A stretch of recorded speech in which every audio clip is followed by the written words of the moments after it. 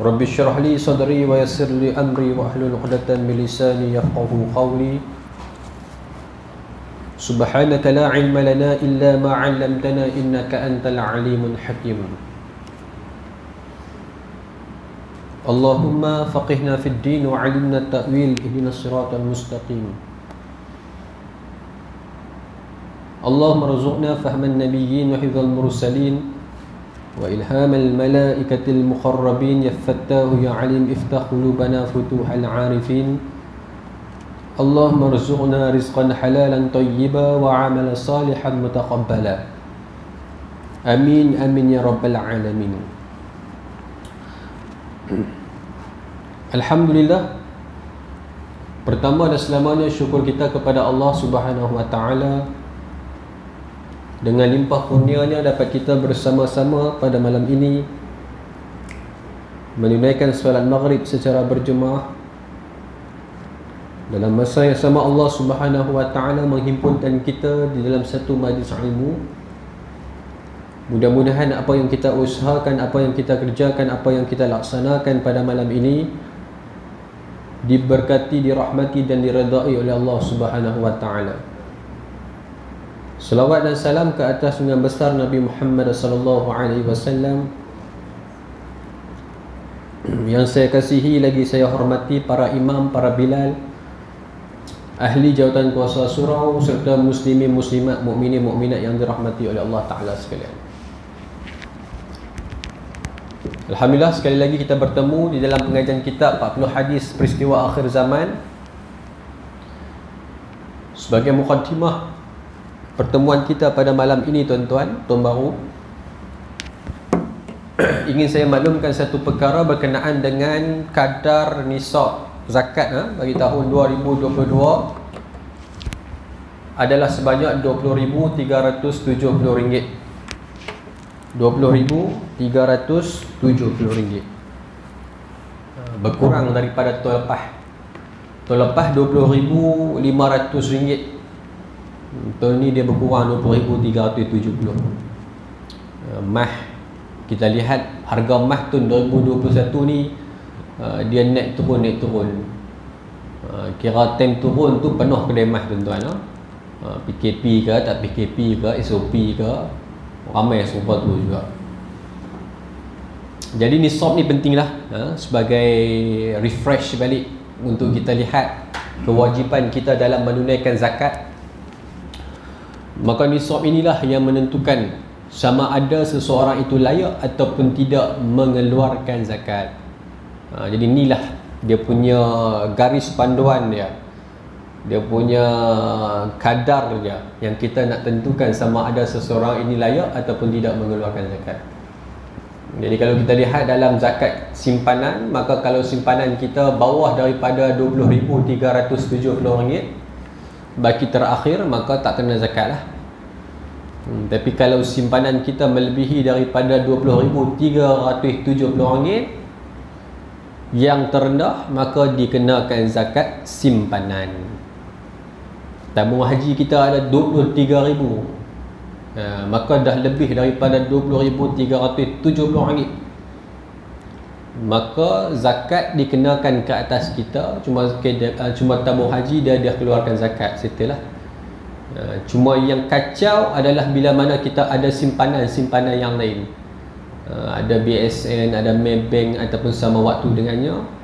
Setiap bank-bank yang kita ada tu kena campur semua baki terendah. BSN ada RM1,000, Maybank ada RM100, CIMB ada RM1, campur semua RM1,000, RM100, darab dengan 2.5%. Kena bayar sendiri. Yang tu wajib zakat. Pasal apa wajib? Pasal tabung haji kita dah lebih daripada RM20,370. Tu kaedah dia tu, zakat simpanan. Sama macam zakat pendapatan tuan-tuan, yang ni diambil kira juga bila kita letakkan RM20,370 tu, adalah kita nak nilai sama ada seseorang itu layak ataupun tidak mengeluarkan zakat pendapatan.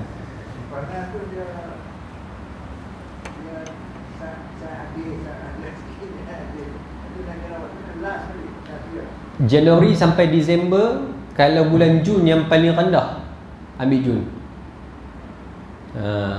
Januari ada 10,000, Jun ada RM1, Disember ada RM100,000, ambil RM1 tu. Tu kadang-kadang orang helah. Banyak alhamdulillah bayang.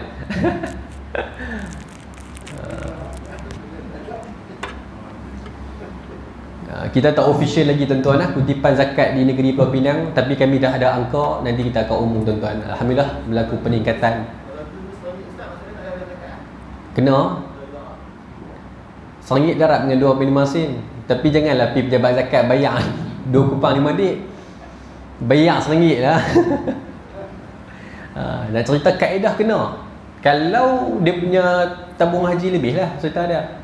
Tapi kalau tabung haji pun RM1, tak kena lah. RM1 campur RM1 baru RM2. Dia mesti melebihi daripada RM20,370.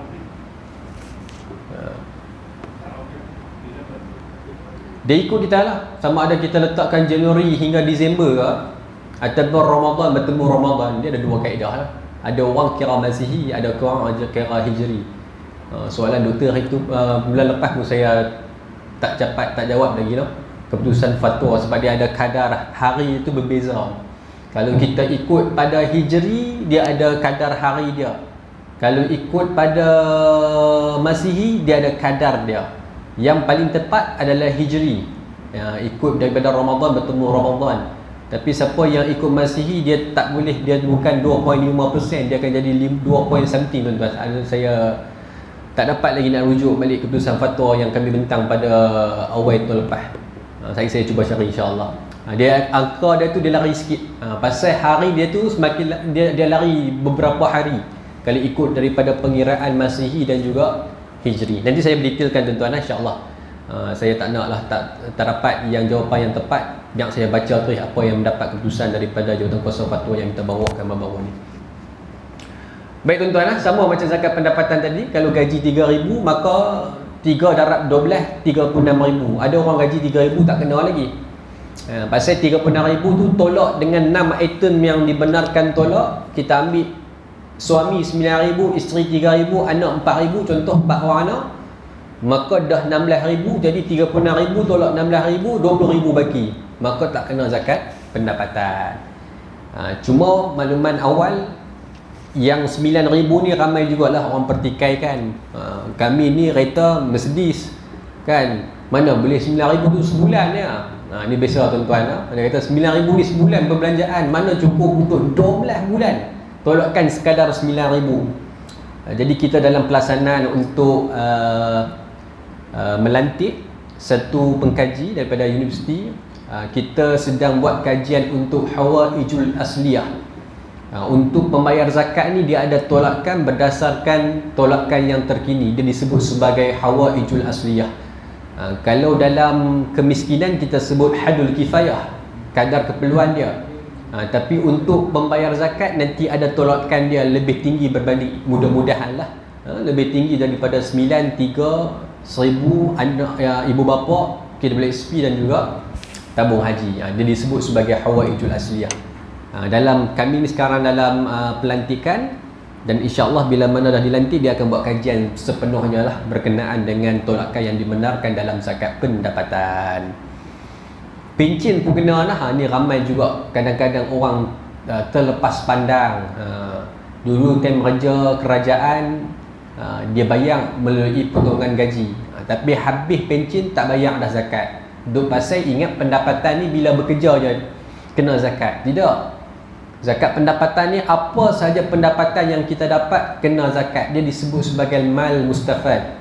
Harta yang bagi manfaat. Apa yang harta dapat, maka itulah yang perlu dikira sebagai zakat pendapatan. Jadi kalau pencen 3-4 ribu sebagai contoh, kemudian dia ada pula rumah sewa, sepanjang dia bekerja tu beli rumah macam-macam, maka ada rumah sewa campur lagi 2,000, maka dah 5,000 kat situ. Dia pencen bukan ada tanggungan ramai. Kemungkinan juga ibu bapa pun dah tak ada.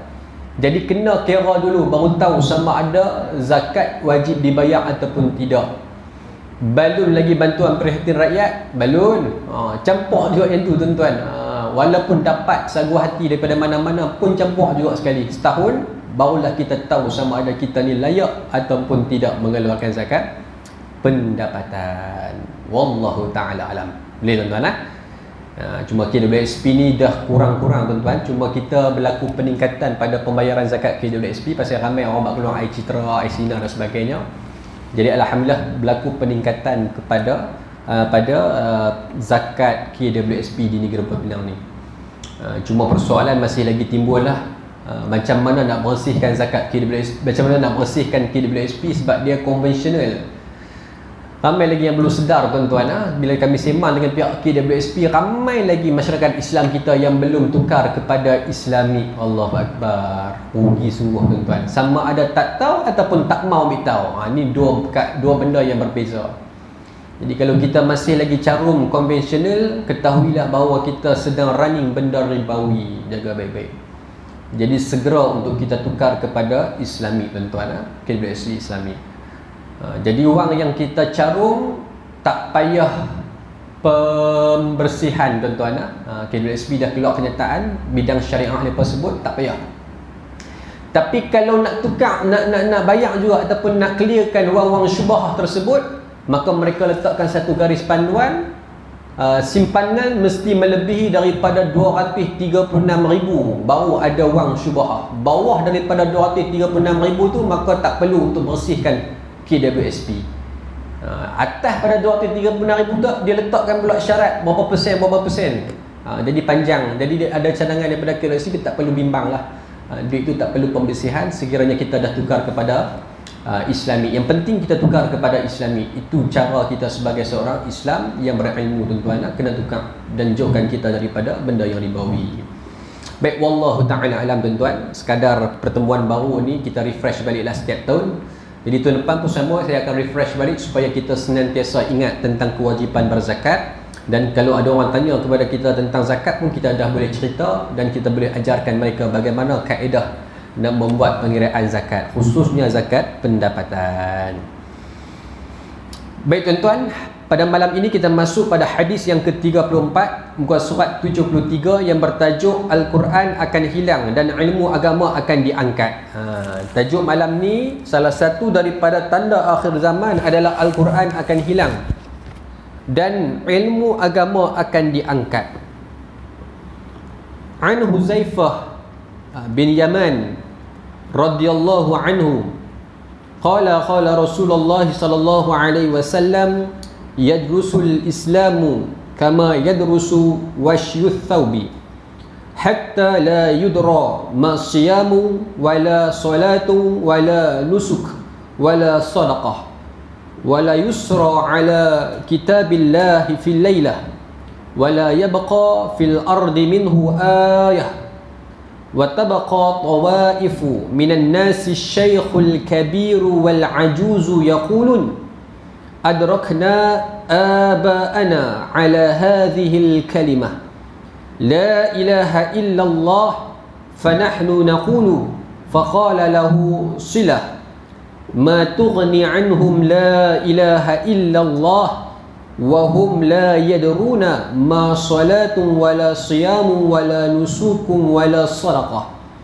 فأعرض عنه حذيفة ثم ردها عليه ثلاثة كل ذلك يعرض عنه حذيفة ثم أقبل عليه في الثالثة فقال يا صلة تنجيهم من النار ثلاثا رواه Ibnu Majah. Panjang hadis malam ni tuan-tuan.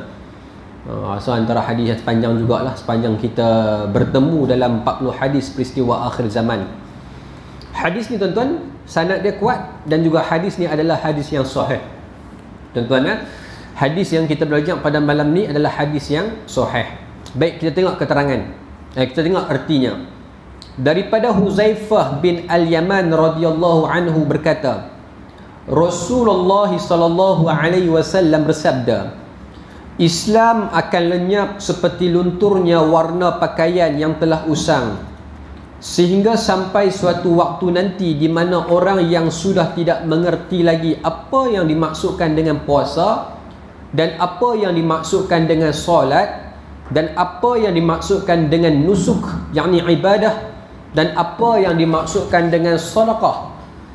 dan Al-Quran akan hilang semuanya pada suatu malam sahaja. Maka tidak ada yang tertinggal di permukaan bumi ini daripadanya walaupun hanya saja satu ayat. Dan yang ada hanyalah beberapa kelompok manusia, di antaranya ada orang tua, laki-laki dan perempuan. Mereka hanya dapat berkata, kami sempat menemui nenek moyang kami dahulu mengucapkan kalimah La ilaha illallah, lalu kami pun mengucapkannya juga. Maka berkata Silah, perawi hadis daripada Huzaifah, apa yang dapat dilihat oleh la ilaha illallah, apa gunanya la ilaha illallah terhadap mereka, sedangkan mereka sudah tidak memahami apa yang dimaksudkan dengan solat, puasa, nusuk dan sedekah. Maka Huzaifah memalingkan mukanya daripadanya, yakni Silah yang bertanya tadi. Kemudian Silah mengulangi pertanyaan itu 3 kali. Maka Huzaifah memalingkan mukanya pada setiap kali pertanyaan Silah itu. Kemudian Silah bertanya lagi, sehingga akhirnya Huzaifah menjawab, kalimah itu dapat menyelamatkan mereka daripada api neraka. Huzaifah mengatakan jawapan itu 3 kali. Hadis riwayat Ibnu Majah. Baik tuan-tuan muslimin yang dirahmati oleh Allah Ta'ala sekalian, jadi malam ni kita baca sikit-sikit tuan-tuan, bagaimana hadis baginda Rasulullah yang diriwayatkan daripada Huzaifah bin Al-Yaman radhiyallahu anhu. Nabi SAW bersabda, Islam ni akan lenyap seperti lunturnya warna pakaian yang telah usang. Agama yang kita anuti sekarang ini tuan-tuan, agama Islam. Agama yang kita pegang sekarang ini adalah agama Islam. Dan Islam merupakan salah satu-satunya agama yang benar, agama yang diterima oleh Allah Subhanahu wa Ta'ala. Inna ad-dina indallahil Islam, sebagaimana firman-Nya, sesungguhnya agama di sisi Allah Subhanahu wa Ta'ala adalah agama Islam. Jadi syukur banyak-banyak kepada Allah kerana Allah menganugerahkan kepada kita Islam dari jalan keturunan kita. Kadang-kadang kita ni banyak tidak bersyukur bahawa kita ni tak perlu nak mencari Islam, kerana celik saja mata sijil kelahiran dah Islam, buntung tuan-tuan. Ada orang yang mana dia lahir-lahir celik daripada matanya, buka hidup di dunia Allah Ta'ala ini dalam keadaan sijil kelahirannya bukan Islam. Maka hidup dia mencari-cari jalan yang benar. Hidup dia tercari-cari perkara yang boleh membawa dia kepada satu ajaran yang mana benar-benar perlu dia ikut dalam hidup di dunia Allah Ta'ala ini tuan-tuan. Sebab itu bersyukur banyak-banyak, alhamdulillah, daripada kalangan berbilion manusia yang ada di muka bumi Allah Ta'ala ini, Allah pilih kita berbinkan Islam ataupun berbinkan bapa yang Islam, sehingga kita mendapat Islam daripada kecil. Khawatir, takut-takut kalau tidak dilahirkan dalam Islam, bagaimana keadaan kita? Sama ada kita ini bukan Islam yang akhirnya Islam, ataupun kekal bukan Islam dalam kekufuran kepada Allah selama-lamanya. Kita lihat bahawa negara akhirat ataupun negeri akhirat, yang mana negeri yang akan kekal abadi selama-lamanya, tak ada dah titik terakhir, tiada lagi masa, tiada lagi waktu pada ketika itu. Maka yang kekal bukan Islam ataupun kekufuran, maka kekallah mereka itu dalam neraka Allah, wa na'udzubillahi min zalik. Dan alhamdulillah, yang mana Islam pada pengakhiran, sedosa ataupun sebesar dosa mana sekalipun, maka dengan rahmat Allah Ta'ala, maka Allah akan campakkan beliau ataupun campakkan ia juga ke dalam syurga Allah Subhanahu wa Ta'ala, setelah mana Allah membersihkan beliau daripada segala dosa-dosa yang beliau lakukan di dunia Allah Subhanahu wa Ta'ala. Jadi pentingnya Islam tuan-tuan. Islam ni satu ketika akan lenyap, kata Nabi. Ni hadis akhir zaman. Nabi cerita kat sahabat tuan-tuan, Nabi cerita kepada Huzaifah dapat daripada Rasulullah, bagaimana baginda sebut bahawa Islam yang kita pegang selama ni, dia akan lenyap seperti lunturnya warna pakaian yang telah usang. Seperti mana pakaian yang kita pakai luntur, maka Islam macam tu. Apa maksud dia?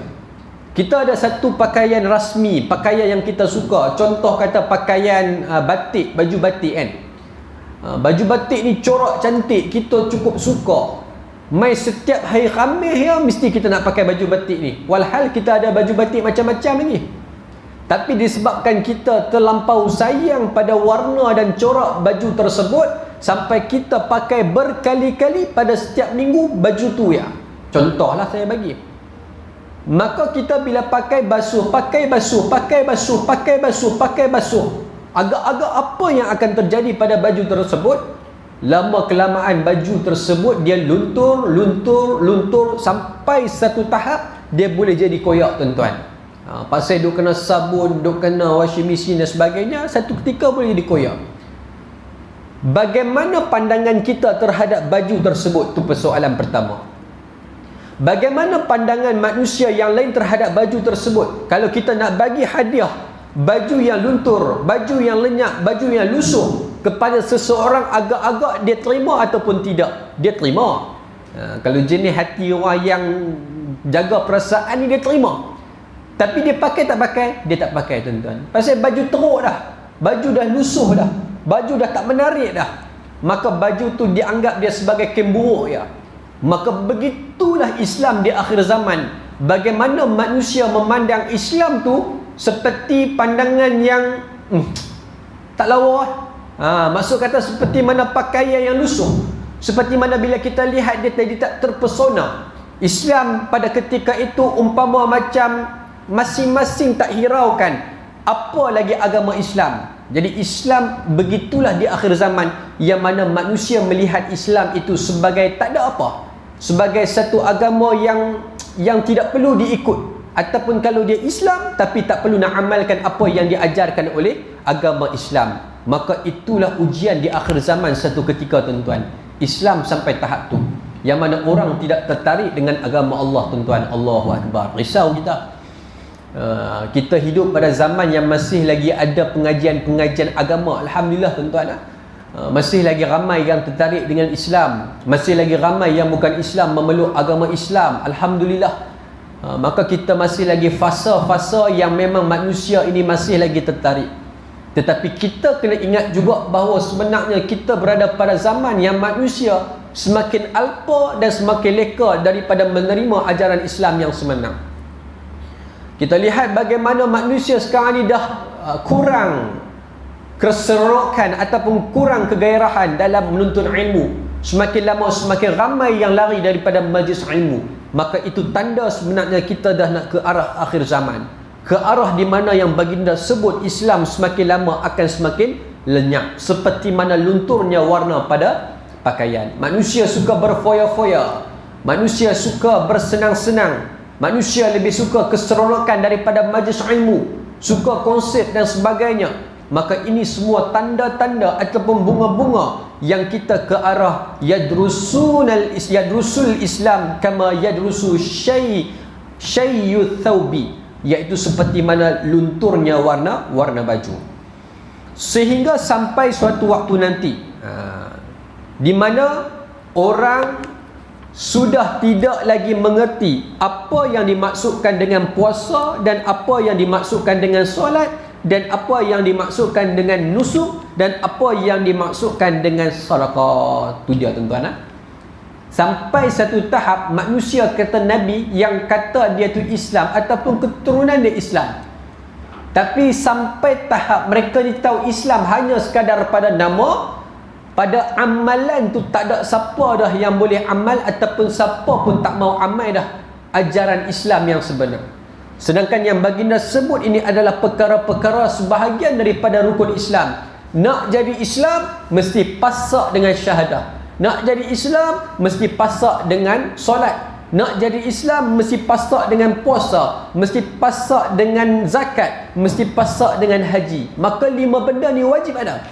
Tapi mai akhir zaman, kelima-lima perkara ini tidak lagi dipandang, ataupun mereka ini tidak lagi mengenal erti apa itu puasa. Bila tanya pasal apa hang tak makan, aku puasa. Puasa tu apa? Aku pun tak tahu puasa tu apa. Jadi sampai tahap tu, tuan-tuan. Aku pun tak tahu puasa tu apa. Aku cuma biasa baca. Puasa tu tak makan, menahan diri daripada lapar dan dahaga, daripada terbit matahari sampai tenggelam matahari. Hang buat pasal apa? Tahu aku baca buku macam tu. Sampai tahap tu, tuan-tuan. Contohlah. Maksud kata mereka puasa tu bukan kerana ibadah. tapi mungkin hanya sekadar pembacaan. Dia nampak orang puasa, dia pun puasa, tapi tak tahu apa makna puasa. Kemudian bila lihat orang sembahyang, bila ditanyakan apa itu solat, tak tahu solat. Maka mereka ini sama seperti mana orang kafir yang mana tidak menunaikan solat kepada Allah Subhanahu wa taala. Bangun kerja awal pukul 5 pagi, siap-siap pakai pakaian dengan baik dan sebagainya, keluar pergi kerja, maka meninggalkan solat subuh, sedangkan solat subuh itu adalah kewajipan. Sedangkan mereka langsung tak tahu apa itu solat. Allahu Akbar. Yang ketiga yang dimaksudkan dengan nusuk, sebahagian alim ulama menyebut nusuk ini adalah ibadah haji, tuan-tuan. Nusuk ni adalah ibadah haji, dimaksudkan dengan ibadah haji. Maka duk parti haji ni di akhir zaman, mereka pergi hanya sekadar untuk bersukaria. Hadis 40 kita akan jumpa, tuan-tuan, bagaimana manusia di akhir zaman mereka pergi haji hanya sahaja untuk melancung. Itu haji akhir zaman. Orang pergi haji, orang pergi umrah. Bagi yang kaya, mereka pergi sekadar nak berlibur. Nabi sebut, dia kaya, dia ada duit banyak, dia pergi haji tiap-tiap tahun, dia pergi umrah setahun 3-4 kali dia pergi. Punya seronok. Pergi pasal apa? Saja nak pergi melancung. Seronok tengok kurma, seronok tengok ladang kurma, seronok tengok kecantikan masjid. Bukan nak ibadat, tapi seronok nak pergi melancung. Allahu Akbar. Yang kedua, bila orang miskin pergi, maka dia jadi meminta-minta. Itu tujuan orang pergi haji akhir zaman ataupun umrah. Dia tahu sana orang kaya, dermawan dan sebagainya. Orang miskin ni, dia pergi sana nak meminta-minta ataupun nak memperolehi habuan dunia bila mana mereka berada di Masjidil Haram ataupun Madinah, tuan-tuan. Allahu Akbar. Dan Nabi sebut orang pertengahan ni macam mana pula? Mereka pergi untuk buat bisnes. Orang pergi pertengahan ni, pendapatan pertengahan ni akai jenuh. Mereka nampak ibadat haji dan juga umrah ni boleh buat bisnes, boleh buat duit dan sebagainya. Maka mereka pergi untuk melakukan perdagangan, bukan lagi untuk ibadah, tuan-tuan. Allah Akbar. Nanti kita akan jumpa, kita akan detailkan pada hadis 40 nanti, insya-Allah. Tapi nak cerita macam itulah, bagaimana perubahan daripada semasa ke semasa, sampailah satu tahap manusia tak tahu lagi apa itu ibadah haji. Duk parti orang, duk pusing tawaf Kaabah. Pasal apa tawaf? Tak tahu pasal apa. Inilah realitinya, tuan-tuan. Dan yang keempat, bila mana sebut sedekah, mereka tak rasa lagi satu kebaikan bila mana mereka tunaikan zakat ataupun mengeluarkan sedekah di jalan Allah. Dia tak rasa nikmat lagi, tuan-tuan. Dia rasa rugi bila keluarkan harta yang begitu banyak. Dia rasa macam tak memberi manfaat yang banyak. Maka orang-orang macam ni, tuan-tuan, rugi. Sebagaimana firman Allah Subhanahu wa taala dalam Al-Quran, wa qadimna ila ma amilu min amalin faj'alnahu haba'an manthura. Maka orang macam ni, tuan-tuan, apabila dibawa mai semua amalan-amalan bergunung ganang dan sebagainya, tiba-tiba bila sampai depan Allah Ta'ala, maka amalan-amalan yang mereka buat itu seperti mana debu yang bertebangan. Tak ada apa. Allahu Akbar. Risau, tuan-tuan, risau. Pasal tak ada teraskan iman, tak ada teraskan, tidak berteraskan iman, tidak berteraskan apa yang mereka buat tu ikhlas kepada Allah, sehinggalah mereka rasakan banyak apa yang mereka bawa rupa-rupanya semua seperti mana debu yang bertebangan. Baik. Dan Al-Quran akan hilang semuanya pada suatu malam sahaja, maka tidak ada yang tertinggal di permukaan bumi ini daripadanya walaupun hanya satu ayat. Jadi lama kelamaan, tuan-tuan, manusia dah lupa ataupun melupakan Al-Quranul Karim. Sebenarnya, tuan-tuan, Al-Quran ni satu perkara yang cukup kita nak kenal bahawa kita ni baik ataupun tidak. Kita tengok berapa banyak kita baca Al-Quran, tuan-tuan. Dengan kesibukan kerja yang Allah berikan kepada kita pada satu hari, manusia di akhir zaman dia akan diuji dengan ujian masa dan kesibukan duniawi, tuan-tuan. Sampai tahap satu hari dia tak mampu nak membuka Al-Quranul Karim. Itu tanda kita ni pun ke arah jalan untuk membawa kepada akhir zaman. Sibuk kerja siang malam, satu hari tak pernah buka Al-Quran untuk membacanya. Keesokan harinya sibuk juga, tak dan nak baca. Isnin sampai Jumaat tak dan nak baca Al-Quran, dan baca hari Sabtu dan Ahad. Kemudian minggu depan 5 hari tak baca, kemudian baca saja 2 hari. Bila mana kita buat yang sedemikian rupa, maka lama kelamaan, tuan-tuan, Al-Quran ini akan meninggalkan kita, tinggal kita. Dan bila kita dah melazimi tinggal, maka bila kita tinggal 1 bulan pun kita dah tak terasa apa dah. Pasal kita dengan Al-Quran dah semakin jauh. Daripada mula tinggal 1 hari, kita tinggal 3 hari. Daripada mula tinggal 3 hari, kita tinggal seminggu, sampai kita tinggal sebulan. Maka ketika itu ketahuilah bahawa manusia pada ketika itu, kalau dia tinggal sebulan, dia tak akan rasa bersalah. Ini akhir zaman. Dia reti baca Quran, tapi dia tak baca Quran. Allahu Akbar. Oh, risau tuan-tuan. Quran ni yang paling risau. Sedangkan dia merupakan peguam bela kita di hari akhirat kelak, yang akan membentangkan, yang akan mempertahankan kita di alam barzakh. Maka inilah Al-Quran tuan-tuan, yang akan mencerahkan kita di dalam kubur yang gelap gelita. Maka berdampinglah dengan Al-Quranul Karim tuan-tuan. Jangan jauh. Maka di akhir zaman manusia akan menjauhkan daripada Al-Quran. Al-Quran ini akan hilang pada suatu malam. Maka tidak ada yang tertinggal di permukaan bumi ini daripadanya, walaupun satu ayat. Apa maksud dia tuan-tuan? Adakah pemahaman kita bila Al-Quran ni hilang, kita buka Al-Quran tiba-tiba hilang surah Fatihah, contoh macam tu lah. Kita kadang-kadang duk imagine macam tu lah. Buka-buka Al-Quran, tiba-tiba nak baca Yasin, Yasin tak ada. Tengok tinggal selir atas kosong. Setengah orang dia fikir macam tu. Hilang pergi mana? Ayat-ayat ni semua diangkat ke langit. Contoh macam tu lah kan. Imaginasi dia tinggi sangat. Sampai tahap tu kita tengok pandangan alim ulama tuan-tuan. Kita ambil satu kata Al-Hakim dalam kitab Silsilatil Hadis As-Sahihah, yang disebutkan oleh Nabi SAW berkaitan dengan Al-Quran hilang pada waktu malam. Yang mana yang dimaksudkan dengan Al-Quran hilang adalah dengan Allah Subhanahu wa ta'ala mematikan para alim ulama. Itu satulah. Dan juga Allah Ta'ala mematikan orang-orang yang menghafal Al-Quran. Dan boleh jadi juga Allah Ta'ala sampai satu tahap pada akhir zaman di mana manusia tidak lagi cetakkan, ataupun satu masa manusia tidak lagi mencetak Al-Quranul Karim pada akhir zaman. Dah tak ada hufaz, dah tak ada orang yang hafal Quran, dah tak ada alim ulama. Alim ulama semua Allah Ta'ala wafatkan. Maka orang yang hafal Quran pun tak ada dah. Yang ada dadanya, dalam dadanya ada Al-Quran. Sampai perniagaan Al-Quran pun dah tak laku dah. Orang tak nak beli dah pasal tak erti baca, kan? Tak erti nak baca, maka kilang-kilang Quran pun tutup. Maka sampai satu ketika Quran tidak lagi dicetak, maka itu kesannya sehingga tulisan Al-Quran tidak lagi ada di muka bumi Allah Subhanahu wa ta'ala. Itu cara tuan-tuan.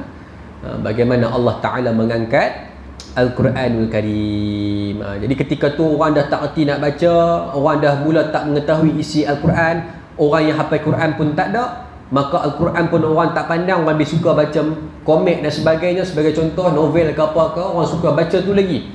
Maka Al-Quran tidak lagi ada keuntungan di dunia bagi mereka. Maka lama kelamaan Al-Quran tidak lagi dicetak. Maka itu tanda Allah Ta'ala akan angkat Al-Quran selama-lamanya tuan-tuan. Allah angkat Quran terus. Baik. Dan yang ada hanyalah beberapa kelompok manusia, di antaranya orang tua, laki-laki dan perempuan. Dan yang ada hanyalah beberapa kelompok manusia, di antaranya orang tua, laki-laki dan perempuan. Mereka hanya dapat berkata, kami sempat menemui nenek moyang kami dahulu mengucapkan kalimah La ilaha illallah. Lalu kami pun mengucapkannya. Tuan-tuan, Nabi bagi satu situasi di mana benda ni pasti akan terjadi. Sebab Nabi ni Shadiq al-Masduq, Nabi tidak akan cakap benda yang bohong. Maka Allah Ta'ala berikan wahyu kepada baginda dalam berbicara.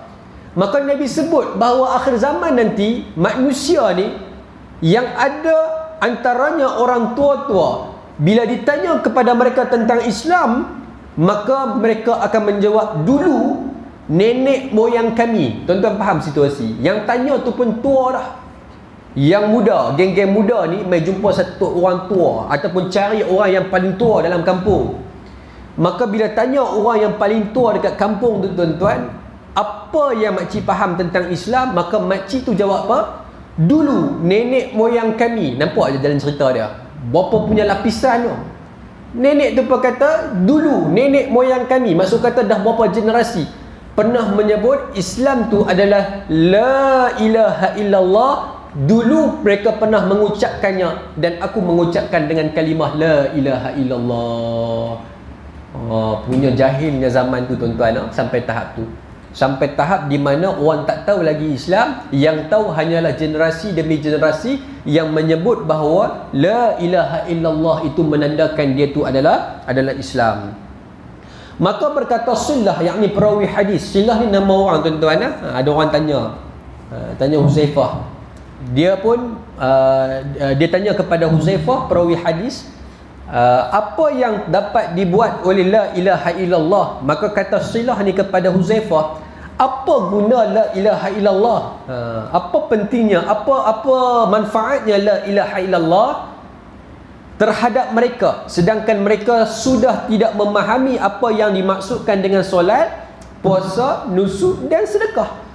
Dia kata apa lagi kelebihan, apa lagi yang boleh memberi manfaat dengan kalimah la ilaha illallah, sedangkan 4 daripada rukun Islam yang lain semua runtuh. Kalau kita bina satu rumah, maka kalau kita pacak satu tiang, 4 tiang lagi kita roboh, maka Islam tu roboh. Lebih kurang macam tu tuan-tuan. Silah kata apa manfaat la ilaha illallah kalau dia solat pun tak tahu, puasa pun tak tahu, zakat pun tak tahu, haji pun tak tahu, bahkan tak buat. Apa kelebihan la ilaha illallah? Apa gunanya la ilaha illallah? Maka kata Huzaifah memalingkan mukanya daripadanya. Yakni Silah, Huzaifah bila ditanya soalan tu daripada Silah, maka dia kalih kot lain. Huzaifah ni kalih kot lain. Tanya direct kepada Huzaifah, maka Huzaifah tak menjawab soalan tadi dan kalih kot lain, memalingkan wajahnya. Silah yang bertanya tadi, kemudian Silah mengulangi pertanyaan itu 3 kali. Bila dia tengok Huzaifah kalih belah lain, maka dia tanya lagi sekali, apa pentingnya la ilaha illallah? Apa gunanya la ilaha illallah? Masih lagi Huzaifah memalingkan wajahnya. Kali yang ketiga, masih lagi Huzaifah memalingkan wajahnya. Kemudian Silah bertanya lagi, sehingga akhirnya Huzaifah menjawab, kalimah itu dapat menyelamatkan mereka daripada api neraka. Huzaifah mengatakan jawapan itu sebanyak 3 kali. Tuan-tuan, ini besarnya kalimah la ilaha illallah. Untung sungguh tuan-tuan, siapa yang hidup di dunia Allah Ta'ala ini pernah mengungkap kalimah la ilaha illallah dan dia memang beriktikad bahawa tiada Tuhan selain daripada Allah, maka ketahuilah wahai muslimin bahawa kalimah itu dapat menyelamatkan mereka daripada api neraka, dapat menyelamatkan kita daripada api neraka tuan-tuan. Subhanallah. Syukur banyak-banyak Allah berikan kalimah tersebut dapat kita ungkapkan dengan mudah, kerana orang yang mengungkapkan kalimah tersebut tak akan kekal dalam neraka selama-lamanya. Allah Ta'ala akan hindarkan dia, ataupun Allah Ta'ala akan selamatkan dia daripada api neraka. Hadis riwayat Ibnu Majah. Baik, kita tengok sikit keterangan tuan-tuan. Hadis di atas menerangkan kepada kita bahawa pada suatu zaman nanti akan terjadi, yang pertama, ilmu agama Islam akan diangkat. Ilmu Islam yang kita belajar selama ini akan diangkat. Kita jumpa dah hadis sebelum ni. Bagaimana ilmu diangkat? Maka dengan Allah Ta'ala mematikan para alim ulama. Berapa ramai dah alim ulama yang terkenal meninggal dunia tuan-tuan. Kita dengar almarhum Syekh Bukhari, satu ulama besar tuan-tuan, bukan calang-calang, yang menguasai 4 mazhab, yang pakar dalam 4 mazhab. Syekh Bukhari yang cukup pakar dalam hadis Bukhari, cerita pilih mana pun dia cukup pakar dalam hadis Bukhari tuan-tuan, Sahih Bukhari. Subhanallah. Jadi pakar rujukan, bahkan dikatakan waliullah tuan-tuan. Subhanallah, telah dijemput oleh Allah Ta'ala. Maka gugurnya satu ulama yang besar yang menjadi pakar rujukan alim-alim ulama yang lain, maka bila gugurnya ulama tak akan ada pengganti tuan-tuan. Tak akan ada kualiti sebagaimana ulama yang berkualiti ni tuan-tuan, tak akan ada kualiti. Maka diganti dengan ulama-ulama yang lain. Maka akhir zaman begitulah saat kita tuan-tuan. Semakin lama semakin kekurangan alim ulama yang betul-betul berjihad, yang betul-betul juhud, yang betul-betul bertukus lumus untuk mempelajari ilmu Allah Subhanahu wa ta'ala. Maka dalam kita fasa akhir zaman, macam itulah Allah Ta'ala uji kita dengan mematikan para alim ulama yang ada hanya sekadar biasa-biasa saja. Maka lama kelamaan tak ada lagi dah orang yang mengajar ilmu agama, yang ada hanyalah semata-mata ulama ulama yang mengajarkan tentang habuan dunia semata-mata. Wa na'udzubillahi min zalik. Yang kedua, Al-Quran juga akan diangkat daripada permukaan bumi, tuan-tuan, seperti mana saya huraikan tadi. Yang ketiga, orang ramai hanya mengenali beberapa istilah Islam, tetapi mereka sudah tidak memahami apa yang dimaksudkan dengan istilah-istilah itu. Jadi kisah bagaimana orang tanya orang tua tu apa itu Islam. Islam tu dulu orang kata, dululah orang kata, dulu biar cerita lah. Lebih kurang macam tu, tuan-tuan, cerita dulu biar cerita. Orang kata Islam tu la ilaha illallah. Aku pun boleh sebut yang tu ya. Yang tu ya aku tahu tentang Islam. Tapi orang tak tahu apa intipati dalam Islam itu, tuan-tuan. Dan yang keempat, begitu pula mereka hanya dapat mengucapkan kalimah la ilaha illallah, tetapi mereka sudah tidak memahami apa tuntutan kalimah suci itu terhadap mereka. Jadi mereka hanya sekadar boleh sebut. Bila orang tua tu sebut la ilaha illallah, maka mereka pun mengucap la ilaha illallah, cuma mereka tak tahu apakah tuntutan di sebalik tiada Tuhan melain Allah, tiada Tuhan selain daripada Allah. Apakah tuntutan bila mana kita telah bersaksi bahawa hanya sahaja Allah yang Maha Esa? Apa pula kewajipan kita untuk kita tunaikan kepada Allah? Apa kewajipan, apa ketaatan kita kepada Allah? Apa amalan kita yang kita perlu lakukan? Maka mereka tak tahu tuntutan-tuntutan daripada kalimah suci itu. Walau bagaimanapun Allah Ta'ala dengan belas kasihannya masih menghargai keimanan mereka yang sedikit itu dan akan memasukkan mereka ke dalam syurga Allah Ta'ala.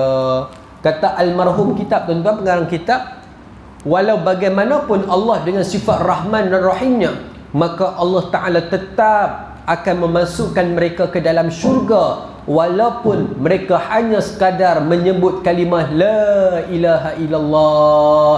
Allah hargai keimanan mereka kerana mereka beriman bahawa tiada Tuhan selain daripada Allah Subhanahu wa Ta'ala. Tapi kalau syirik, habis, tuan-tuan, kalau dia syirik, habis. Dia sebut tapi dia masih lagi yakin bahawa Tuhan tu ada banyak contoh, ataupun dia yakin bahawa sembahan dia itu adalah sembahan yang benar, maka itu namanya syirik. Maka syirik ditolak oleh Allah Ta'ala. Tapi kalau dia sebut dan dia hanya beriman bahawa Allah tu hanya sahaja Tuhan yang Maha Esa, maka ada keimanan dalam jiwa dia, ada keimanan dalam diri dia, maka Allah selamatkan dia daripada api neraka. Allah masukkan dia dalam syurga dengan rengan rahmat daripada Allah Subhanahu wa Ta'ala. Wallahu Ta'ala alam, tuan-tuan. Elok, keterangan yang diberikan ini adalah ringkasan daripada hadis yang panjang yang dibacakan sebentar tadi. Maka mudah-mudahan, tuan-tuan, Allah Ta'ala mantapkan hati kita untuk senantiasa beriman kepada Allah dan kita memegang kalimah syahadah ini sampai akhir hayat kita, insya-Allah, tuan-tuan. Mudah-mudahan Allah permudahkan lidah kita dalam mengucapkan kalimah la ilaha illallah saat kita meninggalkan bumi Allah Subhanahu wa Ta'ala ini. Itulah yang diimpikan oleh semua manusia, khususnya orang yang beriman kepada Allah Subhanahu wa Ta'ala. Baik, cukup sekadar itu, tuan-tuan. InsyaAllah kita jumpa lagi pada bulan yang akan datang. Yang baik itu datang daripada Allah Subhanahu wa Ta'ala, yang salah dan silap itu datang dari Islam akan berpecah 73. Satu akan surga. Ya. Macam mana tu? Golongan 72 itu perbahasan alim ulama tu banyaklah. Di antaranya seperti Syiah, Mu'tazilah, Khawarij, tu di antara pecahan-pecahan golongan Islam pada akhir zaman. Baik, dalam bab Syiah juga kita kena lihat bagaimana pegangan mereka terhadap perkara-perkara usul. Kalau sekiranya perkara usul itu bertentangan daripada akidah Islam yang sebenar, maka ditolak di dalam Islam. Tetapi kalau perkara itu berkaitan dengan furuk, perkara-perkara yang berkaitan dengan perkara-perkara cabang, maka di situ tidak menjadi masalah kerana usul mereka masih teguh. Tetapi kebanyakan ataupun secara majoritinya, maka mereka bertentangan daripada usul. Sebagai contoh, ada golongan yang mana mereka menolak menolak daripada ahlul bait Nabi SAW, seperti mana para sahabat yang utama seperti mana Abu Hurairah radhiyallahu anhu. Ini perbahasan dalam sudut Syiah lah, kita ambil sebagai contoh. menolak Abu Hurairah radhiyallahu anhu, sedangkan hadis yang dibawa oleh Sayyidina Abu Hurairah adalah hadis yang sahih. Jadi bila mana mereka menolak hadis yang sahih dek kerana si perawi itu adalah Abu Hurairah, maka mereka telah menolak hadis Nabi. Jadi hadis Nabi merupakan perkara yang tidak boleh ditolak sama sekali. Jadi bila mana mereka menolak tersebut, maka ia dikira sebagai menolak perkara yang usul, bertentangan daripada ahli sunnah wal jamaah. Soal Allah Ta'ala terima syahadah mereka ataupun tidak, kita serahkan kepada rahmat Allah Subhanahu Wa Ta'ala. Ya, la ilaha illallah juga. Mengucap kalimah la ilaha illallah juga. Mudah-mudahan mendapat rahmat Allah. Itu yang kita impikan. Mana-mana manusia, kita sebagai orang Islam, maka mendoakan mudah-mudahan Allah Ta'ala berikan petunjuk yang benar, dan mudah-mudahan sama-sama kita dan mereka masuk ke dalam syurga Allah Subhanahu Wa Ta'ala. Jadi soal sama ada Allah terima ataupun tidak, serahkan kepada Allah Subhanahu Wa Ta'ala lah. Tapi cuma perbahasan dari sudah perkurut tauhid, usul dan sebagainya, kita kena berpegang kepada ajaran ahli sunnah wal jamaah yang sebenar lah. Sebab itulah cabang di akhir zaman itu kacau, ataupun banyak ujian-ujian yang Allah bagi, perpecahan-perpecahan yang menyebabkan manusia ataupun Islam ini berpecah. Asalkan kita berpegang kepada kalimah syahadah, insya-Allah. Itulah. Boleh nah?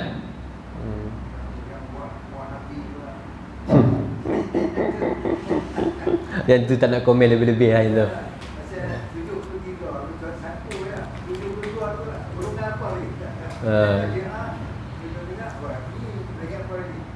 Wallahu ta'ala alam itu. Tapi lebih kepada benda furuk, banyak benda furuk lah yang tu. Itulah. Doa lah banyak-banyak lah. Kita memang keliru jugalah. Kita, tambah saya pun keliru kan. Kita pun masih lagi di peringkat mubtadi' lah orang panggil. Peringkat kita pun nak mengenal Islam. Ustaz A bergaduh dengan Ustaz B. Jadi sebab tu saya sebut kita kena mendalami ilmu. Mudah-mudahan Allah Ta'ala bagilah petunjuk dengan siapa yang perlu kita berguru, dengan ulama rabbaniyun ataupun ulama-ulama yang sebaliknya, insya-Allah. Sebab tu petunjuk ni kita mohon banyak-banyak kepada Allah. Rabbana la tuzigh qulubana ba'da idh hadaitana wa hab lana min ladunka rahmah innaka antal wahhab. Tu kita doa banyak-banyak. Mudah-mudahan Allah bagi kita keteguhan hati kita dalam memegang ajaran Islam yang sebenar, insya-Allah. Jadi persoalan yang tentang benda kontemporari ni, yang terkini-terkini golongan yang baru ni, serahkan yang pada yang pakar lah. Ditanyalah ulama, alim ulama yang hebat-hebat, saya tak mau komen yang tu lah. Tapi setakat yang 72 yang disebut tu, kita sebutlah golongan-golongan yang memang jelas, seperti mana Syiah, Khawarij, Mu'tazilah dan sebagainya. Wallahu ta'ala alam. Ya. A'udzubillahi minasyaitonirrajim. Bismillahirrahmanirrahim. Alhamdulillahirabbil alamin wassalatu wassalamu ala asyrafil anbiya'i wal mursalin wa ala alihi wa sahbihi ajma'in. Allahumma jam'ana hadza jam'an marhuma wa tafarruqana min ba'di tafarruqan ma'suma. Rabbana atina fid dunya hasanah wa fil akhirati hasanah wa qina adzaban nar. Wa sallallahu ala sayyidina Muhammad wa ala alihi wa sahbihi wa sallam. Walhamdulillahirabbil alamin. Assalamualaikum warahmatullahi wabarakatuh.